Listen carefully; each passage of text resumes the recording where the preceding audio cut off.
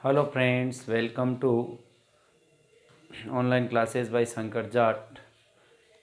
पिछले वीडियो में अपन ने पार्ट ऑफ स्पीच के 4 जो भाग थे वो पढ़े थे। आज अपन देखेंगे पार्ट्स ऑफ स्पीच का 5वां भाग। और वो पार्ट्स ऑफ स्पीच का 5वां जो भाग होता है वो होता है एडवर्ब। और एडवर्ब को हिंदी में कहते हैं क्रिया विशेषण। एडवर्ब मीन्स क्रिया विशेषण। क्रिया विशेषण वह शब्द होते हैं जो क्रिया या विशेषण या दूसरे क्रिया विशेषण की विशेषता बताने वाले जो शब्द होते हैं वो क्रिया विशेषण कहलाते हैं। तो वे शब्द जो किसी क्रिया की, किसी विशेषण की या क्रिया विशेषण की विशेषता बताते हैं वो क्रिया विशेषण कहलाते हैं। उदाहरण, ही वॉक्स स्लोली। अब आप देखेंगे यहाँ स्लोली जो है धीरे धीरे, तो ये इस वॉक जो शब्द है इसकी विशेषता बता रहा है। इस वॉक जो क्रिया है इसकी विशेषता बता रहा है, तो इसलिए अपना स्लोली जो है वो अपना क्रिया विशेषण हो गया, एडवर्ब हो गया। इसी तरह दूसरा सेंटेंस है अपने पास, Udaipur is very beautiful city. तो इस सेंटेंस में अपन देखेंगे तो ब्यूटीफुल जो है अपना एडजेक्टिव है, विशेषण है। और इस एडजेक्टिव की विशेषता बताने वाला जो शब्द है वेरी, ब्यूटीफुल की जो विशेषता बता रहा है वो वेरी शब्द बता रहा है। तो वेरी जो शब्द है वो अपना विशेषण की विशेषता बताने वाला शब्द है और ये अपना कहलाएगा एडवर्ब। इसी प्रकार से राम वॉक्स वेरी स्लोली। अब इसमें स्लोली जो है ऑलरेडी एडवर्ब है, लेकिन वेरी जो शब्द है इस स्लोली की विशेषता बता रहा है, इसलिए वेरी भी अपना एडवर्ब होगा। तो एडवर्ब का मतलब होता है क्रिया विशेषण। और क्रिया विशेषण वो शब्द होते हैं जो किसी क्रिया की, विशेषण की या किसी दूसरे क्रिया विशेषण की विशेषता बताते हैं, वो कहलाते हैं क्रिया विशेषण। क्रिया विशेषण जो है मुख्य रूप से 7 प्रकार के होते हैं। एडवर्ब जो है वो 7 प्रकार के होते हैं। उसमें से सबसे पहला प्रकार है एडवर्ब ऑफ क्वालिटी या एडवर्ब ऑफ मैनर। ये जो होते हैं किसी की गुण या विशेषता बताते हैं और उनके उदाहरण हैं जैसे लोडली जोर से, बैडली बुरी तरह से, स्लोली धीरे धीरे। तो इस तरह ये किसी भी क्रिया की गुण को व्यक्त करते हैं, तो वो कहलाते हैं आपके एडवर्ब ऑफ क्वालिटी या एडवर्ब ऑफ मैनर। दूसरे होते हैं एडवर्ब ऑफ क्वांटिटी या डिग्री। तो ये मात्रा बताते हैं कितने, या उसकी डिग्री बताते हैं कितनी सीमा तक। तो इसके उदाहरण जैसे वेरी, सो, एज। तो इस तरह के जो शब्द होते हैं वो कहलाते हैं आपके एडवर्ब ऑफ क्वांटिटी या डिग्री। तीसरी प्रकार के जो एडवर्ब होते हैं वो होते हैं एडवर्ब ऑफ नंबर। नंबर का मतलब होता है संख्या। तो ये तीसरी प्रकार के जो एडवर्ब होते हैं वो किसी संख्या को प्रकट करते हैं। और इसमें जैसे ऑलवेज है, मैनी है, इस तरह के जो शब्द होते हैं वो आपके कहलाते हैं एडवर्ब ऑफ नंबर। चौथे प्रकार के जो एडवर्ब होते हैं वो होते हैं एडवर्ब ऑफ टाइम। और ये जो एडवर्ब ऑफ टाइम होते हैं ये समय को बताते हैं। और इनके जो उदाहरण हैं उसमें आफ्टर पहले, बिफोर बाद में, सून शीघ्र, टुडे आज, टुमारो कल, ऑलरेडी पहले से ही। तो इस प्रकार के जो शब्द होते हैं वो कहलाते हैं एडवर्ब ऑफ टाइम। 5वां जो अपना एडवर्ब है वो है एडवर्ब ऑफ प्लेस। और प्लेस का मतलब होता है स्थान। तो स्थान बताने वाले जो एडवर्ब होते हैं वो कहलाते हैं एडवर्ब ऑफ प्लेस। और इसके उदाहरण हैं here, there, far, near, in, out, below, above. तो ये जो है अपने कहलाते हैं एडवर्ब ऑफ प्लेस। छठी प्रकार के जो एडवर्ब हैं वो कहलाते हैं एडवर्ब ऑफ एफर्मेशन या नेगेशन। तो सकारात्मक या नकारात्मक स्वीकृति वाले जो एडवर्ब होते हैं वो कहलाते हैं एडवर्ब ऑफ एफर्मेशन या नेगेशन। इसके उदाहरण जैसे 2 सेंटेंस अपन ने ले रखे हैं कि he will not go there, वह वहाँ नहीं जाएगा। तो इस नॉट गो से अपन को पता पड़ रहा है कि ये जो अपना एडवर्ब है वो नेगेशन का है या नेगेटिव सेंस वाला एडवर्ब है। और इसी का मिलता जुलता दूसरा सेंटेंस है I will certainly do it, मैं इसको निश्चित रूप से करूँगा। तो ये जो सर्टेनली जो शब्द है ये अपने एफर्मेशन को बता रहा है, स्वीकृति को बता रहा है। तो इसको अपन कहते हैं एडवर्ब ऑफ एफर्मेशन।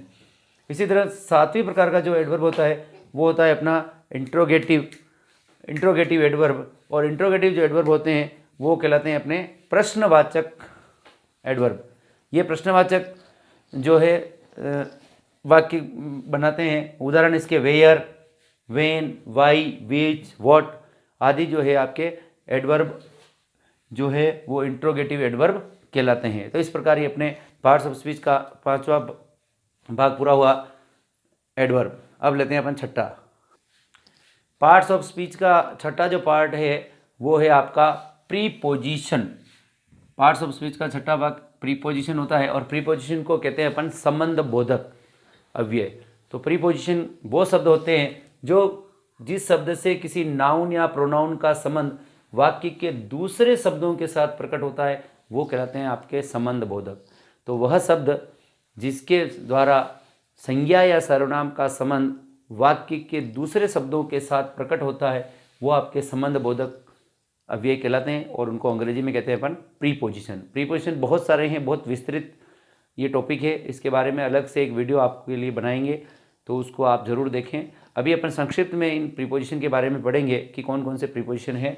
सबसे पहला प्रीपोजिशन है अपना एट। तो एट जो प्रीपोजिशन है, एट प्रीपोजिशन का प्रयोग छोटे स्थानों के लिए एट का प्रयोग करते हैं। तो जो भी छोटे गांव का नाम है, छोटे शहर का नाम है या दो बड़े, एक बड़ा और एक छोटा स्थान आ रहा था, उसमें से जो छोटा आएगा उसके लिए अपन एट का प्रयोग करेंगे। दूसरा जो है इसका प्रयोग समय को बताने के लिए, I get up at 5 o'clock, I go to school at 10 o'clock। तो इस प्रकार के जो सेंटेंस होंगे उसमें समय बताने के लिए भी एट का प्रयोग करते हैं। छोटा स्थान है, आई लिव एट रामपुरा, तो इस तरह से बताने के लिए अपन एट का प्रयोग करते हैं। एट के दोनों मुख्य प्रयोग है। इसके अलावा दूसरा है आपका इन। तो ये छोटे स्थानों के लिए हो गया इन। इन का जो प्रयोग है वो बड़े स्थानों के लिए किया जाता है, जैसे आई लिव इन इंडिया। अगर मान लो एक ही सेंटेंस में दो स्थानों के नाम आ रहे हैं तो जो बड़ा है उसके साथ इन आएगा और छोटा है उसके साथ एट आएगा। जैसे आई लिव एट रामपुरा इन उदयपुर। तो रामपुरा और उदयपुर, रामपुरा छोटा है इसलिए एट आ रहा है और बड़ा है उदयपुर इसलिए इन आ रहा है। तो इनका जो प्रयोग होता है वो बड़े स्थानों के लिए होता है और इनका जो प्रयोग होता है वो किसी फेज में, फिक्स फेज में इनका प्रयोग होता है। जैसे in January, in summer vacation, in the morning. तो इस तरह से जो फिक्स फेज होते हैं उसमें भी इनका प्रयोग होता है। तीसरा है आपका इनटू। इनटू जो है वो भीतर की ओर गति के अर्थ में, यानी बाहर से अंदर की ओर जो गति होती है, मूवमेंट जो होता है, उसके लिए इनटू का प्रयोग होता है। जैसे the boy came into the room, the boy came into the room. तो बाहर से अंदर की तरफ गति के अर्थ में इनटू का प्रयोग होता है। इसी तरह ऑन, ऑन का जो प्रयोग होता है ऊपर के अर्थ में होता है। जब एक वस्तु दूसरी वस्तु के ऊपर हो और दोनों एक दूसरे से निकट हो, स्पर्श का भाव हो, तो वहाँ अपन ऑन का प्रयोग करेंगे। जैसे the book is on the table, the book is on the table. इसी तरह बिटवीन, दो के बीच में, यदि किसी दो के बीच में किसी स्थिति को अपन को बताना है, दो व्यक्तियों या दो वस्तुओं के बीच में कोई स्थिति अपन को बतानी है, तो वहाँ अपन बिटवीन का प्रयोग करेंगे। जैसे Ram is sitting between Shyam and Ramesh. या अपन दो के बीच में किसी चीज़ को बांटना है तो अपन ऐसे भी कह सकते हैं distribute this chocolates between Ram and Shyam. तो इस तरह से दो के बीच के लिए बिटवीन का प्रयोग करेंगे। एमंग, सबके सब को बताने के लिए एमंग का प्रयोग करेंगे। या दो से अधिक को बताने के लिए अपन एमंग का प्रयोग करेंगे। जैसे उदाहरण, 3 एप्पल को सभी स्टूडेंट्स में बांट दो, तो divide the apples among the students. तो इस प्रकार अपन एमंग का प्रयोग करते हैं। अगला होता है एबूव। एबूव जो है ऊपर के अर्थ में आता है और अधिक ऊंचाई के अर्थ में एबूव का प्रयोग करेंगे। जैसे अपन कह सकते हैं कि the aeroplane is flying above the city, तो या एबूव द क्लाउड ऐसे कह सकते हैं। इसी तरह ओवर का जो प्रयोग होता है वो ढकने के अर्थ में होता है। तो जब कोई चीज़ दूसरी चीज़ को पूरा का पूरा ढक लेती है तो अपन ओवर का प्रयोग करेंगे। जैसे spread the cloth over the table, table के ऊपर क्लॉथ को फैला दो, तो वहाँ क्लॉथ फैलाने से टेबल ढक रहा है, तो इस स्थिति में अपन ओवर का प्रयोग करेंगे।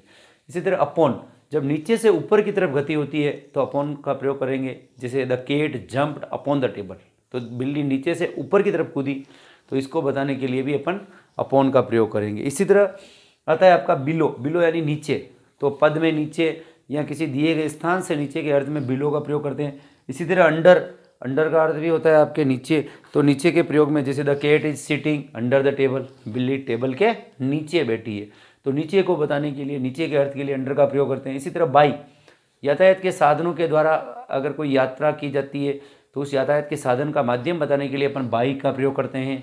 या पैसिव वॉइस अपन बनाते हैं तो उसमें कर्ता को जोड़ने के लिए भी बाई का प्रयोग किया जाता है। इसी तरह ऑफ, संबंध कारक को का, के, की या किसी का पॉजेसिव केस में इसका प्रयोग किया जाता है। इसी तरह ऑफ, अलग होने के अर्थ में ऑफ का प्रयोग किया जाता है। इसी तरह टिल, किसी समय की निश्चित समय की जो अंतिम लिमिट है उसको बताने के लिए टिल या अनटिल का प्रयोग करते हैं एंडिंग समय को बताने के लिए, जैसे I works in a office till 5 PM। इसी तरह इन फ्रंट ऑफ, सामने, सामने के अर्थ में इन फ्रंट ऑफ का प्रयोग करते हैं। अप, ऊपर के अर्थ में अप का प्रयोग करते हैं। डाउन, नीचे के अर्थ में डाउन का प्रयोग करते हैं। थ्रो, TH, थ्रो, में होकर, में से होकर, तो थ्रो में से होकर, तो किसी जैसे जंगल में से होकर, तो पूरे उसको बताने के लिए अपन थ्रो का प्रयोग करते हैं। इसी तरह फ्रॉम, समय के या किसी स्थान के स्टार्टिंग बिंदु को बताने के लिए फ्रॉम का प्रयोग करते हैं। इसके अलावा भी और प्रीपोजिशन है। अगला जो अपना प्रीपोजिशन है वो है एक्रॉस। तो एक्रॉस जो है उस पार के अर्थ में या आर पार के अर्थ में अपन एक्रॉस का प्रयोग करेंगे। इसी तरह है अबाउट, अबाउट यानी के बारे में, किसी विषय के बारे में बताने के लिए या किसी विषय के संबंध में अपन कोई चीज़ एक्सप्लेन करना चाह रहे हैं तो उसके लिए अबाउट लिखेंगे। या एलोंग, एलोंग का अर्थ है साथ साथ या किनारे किनारे, इसको बताने के लिए अपन एलोंग का प्रयोग करेंगे। जैसे there is a railway line along the road, road के किनारे किनारे। इसी तरह बिफोर, पहले को बताने के लिए या सामने के अर्थ में भी बिफोर का प्रयोग करते हैं। इसी तरह आफ्टर, बाद में, दिए गए समय के बाद की स्थिति को बताने के लिए या पीछे के अर्थ में भी अपन आफ्टर का प्रयोग करेंगे। इसी तरह विथ, साथ के अर्थ में या किसी साधन द्वारा कोई कार्य किया जाता है तो उसको बताने के लिए भी अपन विथ का प्रयोग करते हैं। इसी तरह टुवार्ड्स, की तरफ, तो की तरफ के अर्थ में टुवार्ड्स का प्रयोग करेंगे। और टू, किसी समयावधि के अंतिम बिंदु या किसी स्थान के अंतिम बिंदु को बताने के लिए भी अपन टू का प्रयोग करेंगे। इसी तरह फॉर और सिंस, दोनों समय बताने वाले प्रीपोजिशन है। तो इसमें समय की अवधि जब भी आएगी तो अपन फॉर का प्रयोग करेंगे और समय का बिंदु जब भी आएगा अपन सिंस का प्रयोग करेंगे। तो ये संक्षिप्त में अपने जो पार्ट्स ऑफ स्पीच का छठा भाग है अपना प्रीपोजिशन, उसके बारे में पढ़ा। अगला आता है अपना सातवां भाग, कंजक्शन। पार्ट्स ऑफ स्पीच का अपना जो सातवां पार्ट्स ऑफ स्पीच है वो है अपना कंजक्शन। और कंजक्शन को हिंदी में अपन कहते हैं समुच्चय बोधक। तो वे शब्द जो दो शब्दों या दो वाक्यों को जोड़ने के काम आते हैं, या दो शब्दों या दो वाक्यों को जोड़ने वाले जो शब्द होते हैं वो कंजक्शन कहलाते हैं। उनको समुच्चय बोधक या संयोजक भी अपन कहते हैं। उदाहरण इसके जो है, सबसे पहले है कुमुलेटिव कंजक्शंस। तो समान भाव के शब्दों को या समान भाव के वाक्यों को जोड़ने वाले जो शब्द होते हैं वो आपके कुमुलेटिव कंजक्शंस कहलाते हैं। इनके उदाहरण है आपका and, as well as, both and, not only but also. तो इस प्रकार के जो कंजक्शन है वो आपके कुमुलेटिव कंजक्शन कहलाएंगे।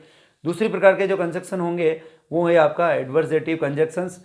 और जो विपरीत भाव या विपरीत शब्दों को, विपरीत भाव को, विपरीत अर्थ वाले वाक्यों को जोड़ने वाले जो कंजक्शन है वो कहलाते हैं एडवर्सेटिव कंजक्शंस। और इसमें बट है, थ्रो है, यट है, ऑल्दो है, यट है और स्टिल है। तो ये जो है आपके एडवर्सेटिव कंजक्शन कहते हैं। और तीसरे है आपके अल्टरनेटिव कंजक्शन, जो वैकल्पिक, दो में से किसी एक को या विकल्प के रूप में आप वाक्यों को जोड़ते हैं, वो आपके अल्टरनेटिव कंजक्शंस कहलाते हैं। और इसमें वैकल्पिक भाव को बताते हैं ये। इसमें आइदर और, नाइदर नोर और तीन प्रमुख है। इसके अलावा भी और कंजक्शन होंगे, तो विविध कंजक्शन अपन देख लेते हैं। दूसरे जो इंपॉर्टेंट कंजक्शंस है वो है अपने नो सूनर, हेड और देन। तो किसी भी सेंटेंस में अगर दो सेंटेंस को जोड़ा जाएगा तो नो सूनर, हेड और इसके साथ देन का प्रयोग होगा। दूसरा जो कंजक्शन है एज सुन एज, इसका प्रयोग हो सकता है दो वाक्यों को जोड़ने के लिए। तीसरा है आपके हार्डली या स्केर्सली, दोनों में से कोई भी आ सकता है और इसके साथ वेन आ सकता है। तो ये भी कंजक्शन है, ये वाक्यों को जोड़ने के लिए काम में लिया जाता है। सो दैट, सो और दैट, ये दोनों जो है ये भी आपके कंजक्शन के रूप में दो वाक्यों को जोड़ने के काम आते हैं। टू या टू, टू, इनका प्रयोग भी वाक्यों को जोड़ने के लिए कंजक्शन के रूप में किया जाता है। अनलेस, इसका प्रयोग भी आपके वाक्यों को जोड़ने के लिए किया जाता है। और लेस्ट और शुड, किसी वाक्य में अगर लेस्ट आ रहा था उसके बाद शुड जरूर आता है, तो लेस्ट और शुड का प्रयोग भी कंजक्शन के रूप में किया जाता है। और इसके बाद है अपना अगला पार्ट्स ऑफ स्पीच है वो है इंटरजेक्शन। पार्ट्स ऑफ स्पीच का आठवां जो भाग है वो है इंटरजेक्शन या विस्मयादि बोधक। तो वे शब्द जो शोक, हर्ष, गम, खुशी, भय, आश्चर्य आदि को बताते हैं वो अपने विस्मयादि बोधक या इंटरजेक्शन कहलाते हैं। जो हर्ष को बताते हैं, शोक को बताते हैं, भय को बताते हैं, आश्चर्य को बताते हैं, तो दुख को बताते हैं, तो वो जो शब्द होते हैं वो इंटरजेक्शन या विस्मयादि बोधक कहलाते हैं। इनको अपन मुख्य रूप से इस प्रकार बांट सकते हैं। तो सबसे पहले है दुख बताने वाले जो है शब्द है वो विस्मयादि बोधक या इंटरजेक्शन शब्द कौन कौन से हैं। तो दुख बताने में अह, मी, अलास और ओह, ये सब दुख को बताते हैं। इसी तरह हर्ष बताने वाले हुर्रा, हा, हो आदि। इसी तरह प्रशंसा बताने वाले ब्रेवो या वेल डन। आश्चर्य को बताने वाले हा, वॉट। संबोधन को बताने वाले हो, हेलो।